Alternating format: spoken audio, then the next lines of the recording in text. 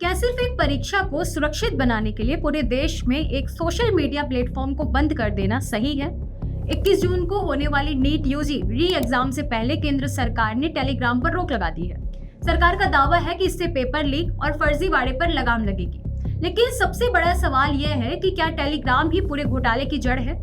अगर अपराधी वीपीएन के जरिए भी टेलीग्राम चला सकता है, तो जैसे कि खुद एनटीए के डायरेक्टर जनरल मान रहे हैं, तो फिर इस फैसले का असली असर किस पर पड़ेगा? क्या यह छात्रों की सुरक्षा के लिए उठाया गया जरूरी कदम है या फिर सिस्टम की नाकामी को छिपाने की एक कोशिश?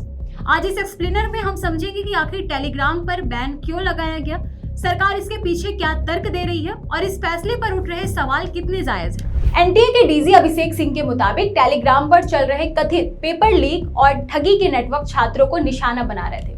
उनका कहना है कि भले ही कुछ लोग वीपीएन के जरिए टेलीग्राम चला ले, लेकिन जब बड़ी संख्या में छात्र इन चैनलों तक नहीं पहुंच पाएंगे तो फर्जीवाड़े का बाजार अपने आप खत्म हो जाएगा।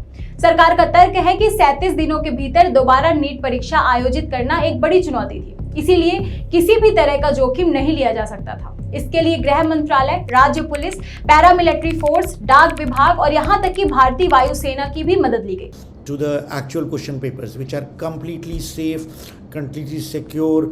We have done the highest level of security in setting up the question papers, in ensuring their printing and the movement. We have used Indian Air Force. We have used all possible efforts that would have been needed for ensuring their safety and security.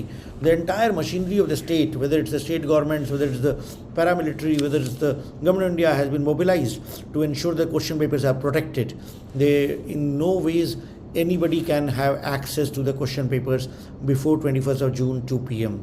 Anyone claiming to sell you any paper is lying, is trying to scam you, is trying to fool you, is trying to exploit your vulnerability in taking the money.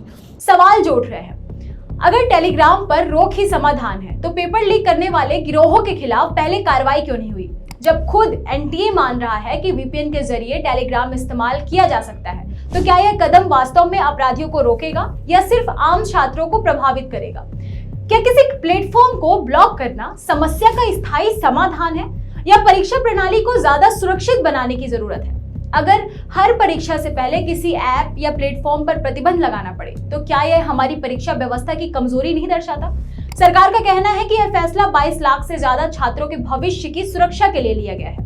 लेकिन दूसरी तरफ यह बहस भी तेज हो गई है कि क्या किसी प्लेटफॉर्म को बंद करना ही सबसे प्रभावी रास्ता है या फिर उन खामियों को दूर करना ज्यादा जरूरी है जिनकी वजह से बार बार पेपर लीक और परीक्षा विवाद सामने आते हैं। क्योंकि असली सवाल सिर्फ टेलीग्राम का नहीं है, असली सवाल यह है कि क्या देश का सबसे बड़ा मेडिकल प्रवेश परीक्षा तंत्र इतना मजबूत हो चुका है कि छात्रों को पेपर लीक के डर से मुक्त कर सके, या फिर हर बार नए प्रतिबंध, नई एजेंसियां और नई सुरक्षा व्यवस्था लगानी पड़ेगी?